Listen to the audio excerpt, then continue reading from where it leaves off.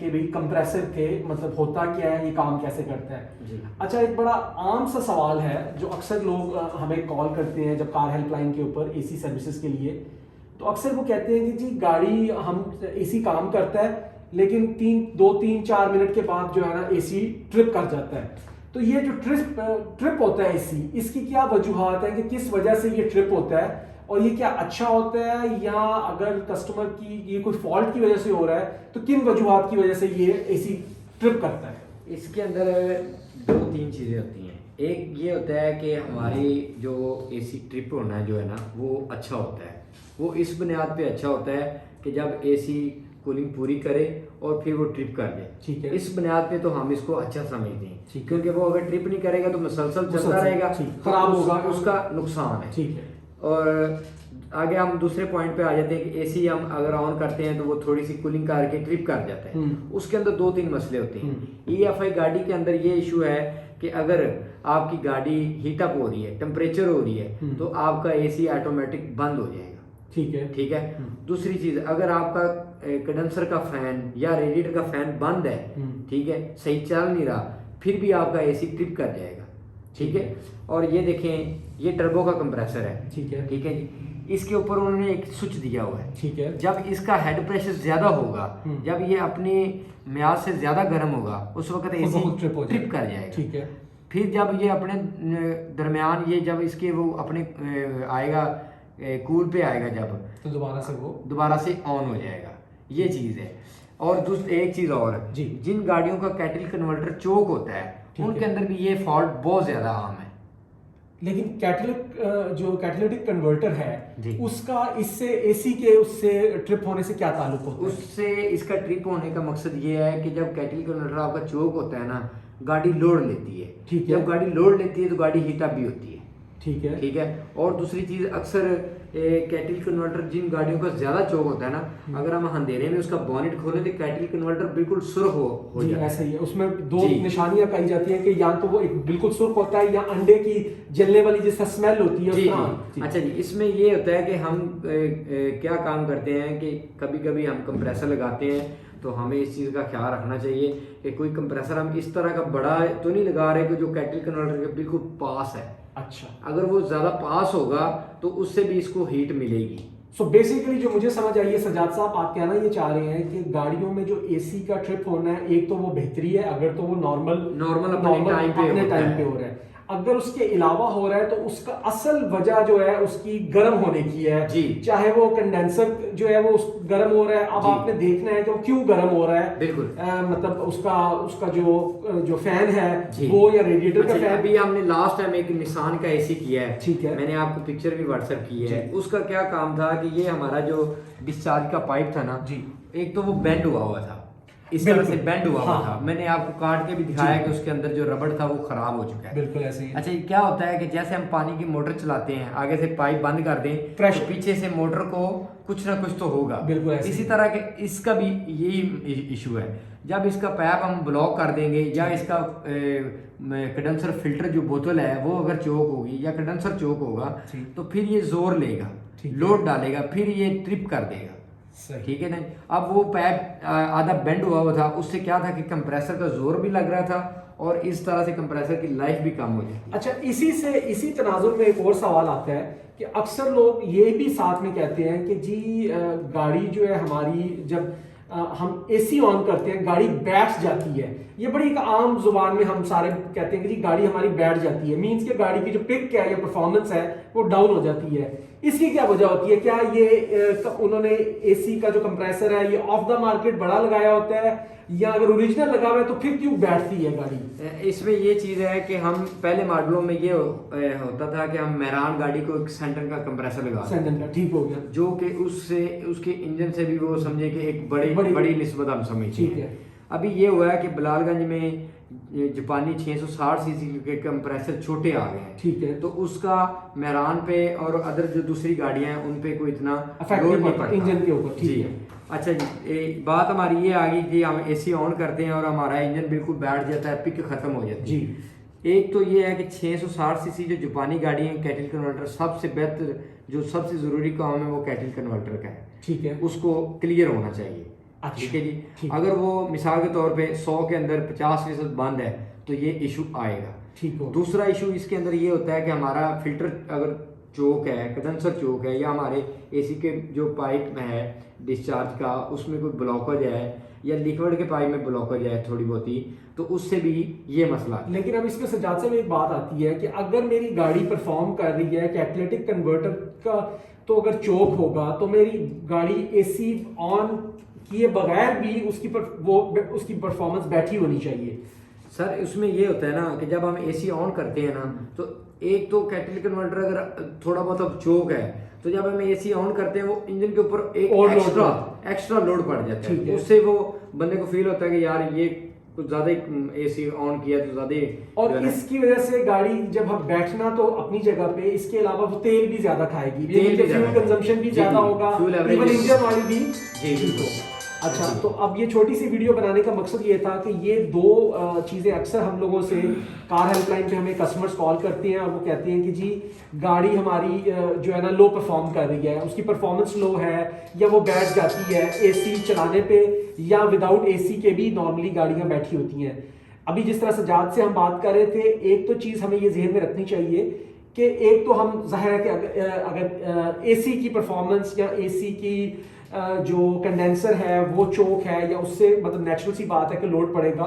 दूसरा, एक कैटेलिटिक जो कन्वर्टर है उसकी अहमियत भी बहुत, बल्कि बहुत ही ज़्यादा है। वो आपको ये अंडरस्टैंड करना चाहिए कि हमारे यहाँ जो पेट्रोल अवेलेबल है उसके अंदर हमारी इम्प्योरिटीज़ वगैरह वो उस लेवल की हैं कि वो यूरोपियन स्टैंडर्ड्स के मुताबिक अभी हमें दस्तयाब नहीं हो रहा।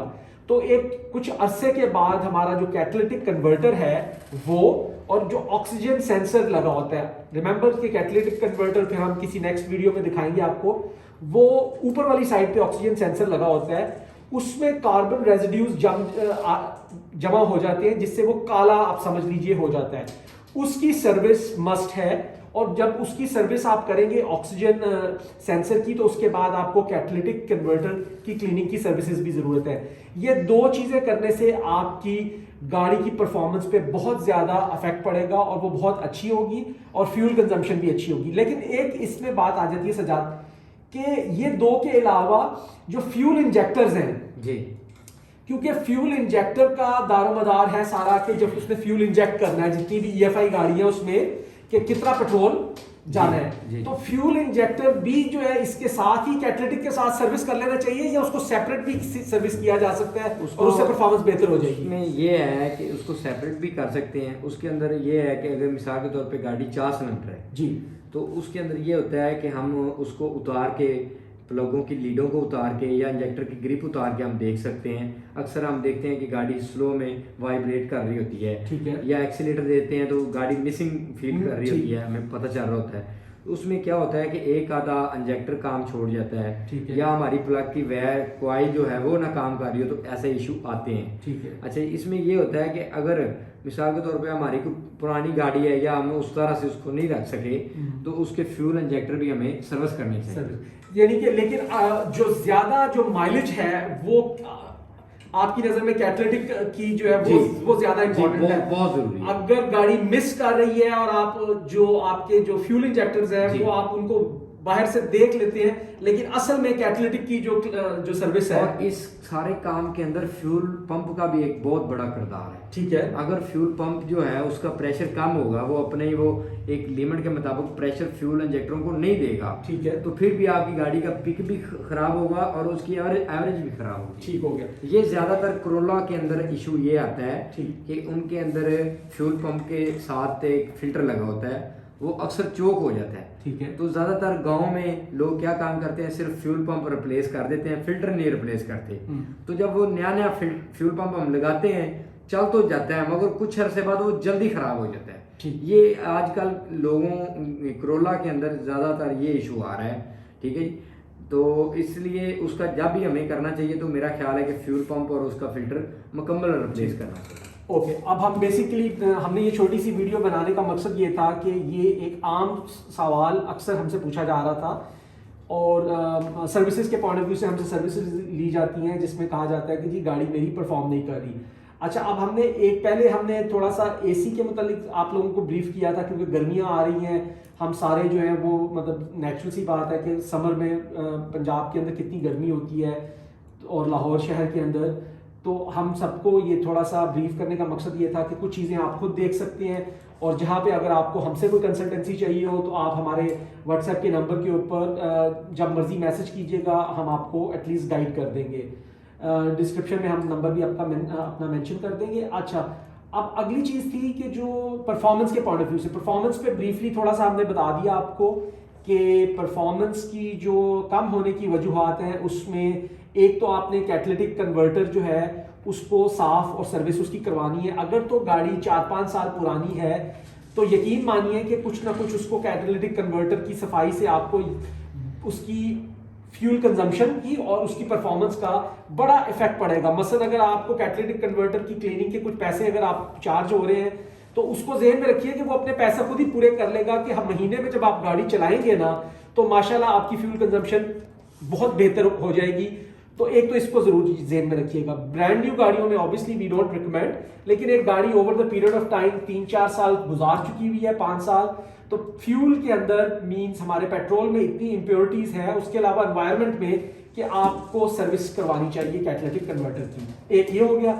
दूसरा ये है कि आप जो है अपना, अगर आप कैटलिटिक कन्वर्टर की नहीं भी मतलब सर्विस करवाना चाह रहे हैं तो कम से कम ट्यूनिंग, क्योंकि ये भी चीज़ देखने में आई है कि लोगों का ये मिसकंसेप्शन है कि जी मेरी गाड़ी तो जो है वो EFI है, मेरी गाड़ी तो जी नई गाड़ी है, तो इसमें क्या ट्यूनिंग की तो ज़रूरत ही नहीं होती अब EFI गाड़ियों में।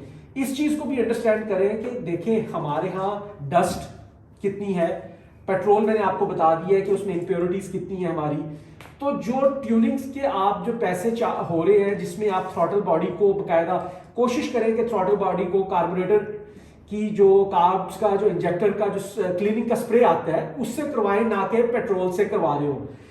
आप अपनी थ्रॉटल बॉडी को सफाई करवाएं, उसके अलावा एटलीस्ट ओवरऑल ट्यूनिंग के अंदर अपने स्पार्क प्लग्स वगैरह बाकी चीज़ें टर्मिनल्स वगैरह एक दफ़ा गाड़ी को ज़रूर इस ट्यूनअप कराने से आपको ये फ़ायदा होगा कि आपको पता है कि यार मैंने पिछले माह या इस माह ट्यूनिंग करवाई हुई है, तो अगले 4-6 माह आपको किसी किस्म की ना सिर्फ परेशानी का सामना होगा, ये प्रिवेंटिव मेजर हो जाएगा।